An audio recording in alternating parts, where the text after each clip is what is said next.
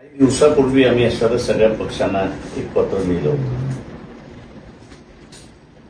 आणि त्याचा आशय असा होता की एसटी फाईलमध्ये पंतप्रधान नरेंद्र मोदी यांचं नाव आलेलं आहे. त्याच्यानंतरच्या असणाऱ्या ज्या घडामोडी आपण असणारा बघतोय त्या ह्याच्यामध्ये भारत सरकार जे आहे हे एकंदरीत सेल आउट केलं गेलेलं आहे. म्हणजे नुसतं आर्थिक दृष्टिकोनातून सेल आउट केलेलं नाहीये, तर देशाची सार्वभौम सुद्धा विकल्या गेलेली अशी असणारी परिस्थिती आहे, गहाण ठेवलेली अशी असणारी परिस्थिती आहे. या पार्श्वभूमीवरती ते पत्र देण्यात आलं होतं आणि आजच्या असणाऱ्या या बैठकीला उपस्थिती जी आहे ती या ठिकाणी आपल्याला सांगण्यात आलेली आहे. आमची बैठक झाली आणि त्या बैठकीमध्ये काँग्रेस पक्ष हा असणारा मोठा पक्ष आहे या सगळ्या याच्यामध्ये.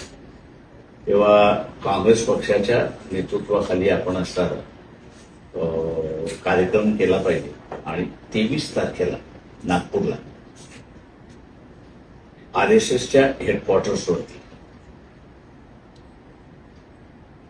मोर्चा म्हणण्यापेक्षा धरणं आयोजित आम्ही असणारं करतोय आणि तिथे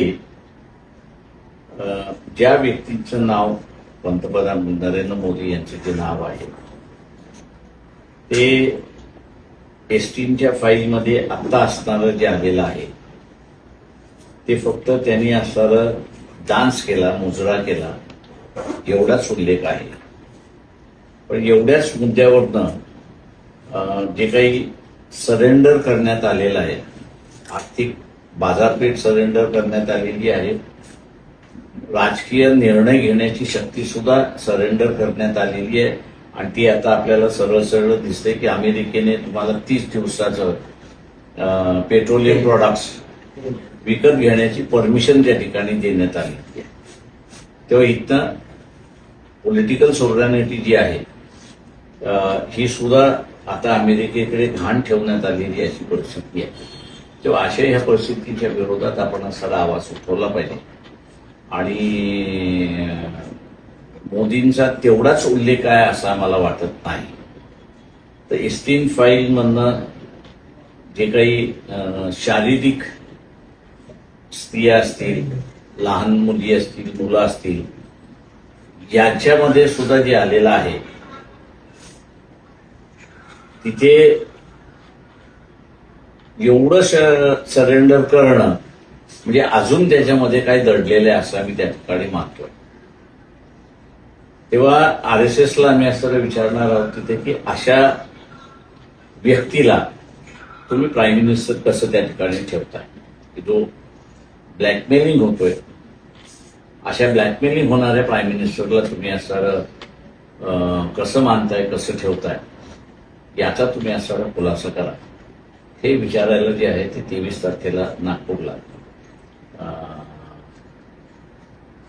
लोकांना आम्ही बोलवणार. इथल्या असणाऱ्या मध्यमवर्गीयांसाठी मी असणारं आवाहन करणार आहे की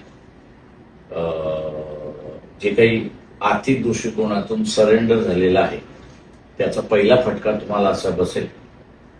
कदाचित आमचा असणारा हा 23 मार्चपर्यंत 23 मार्चचा जो कार्यक्रम आहे या कार्यक्रमाच्या आतमध्ये बँका अडचणीत आलेल्या आपल्याला त्या ठिकाणी दिसतील अशी असणारी परिस्थिती आहे.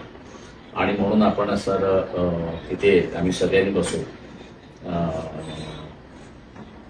देशाला नुकसान ठरणारा प्राईम मिनिस्टर असू नये अशी भूमिका आम्ही त्या ठिकाणी घेतली.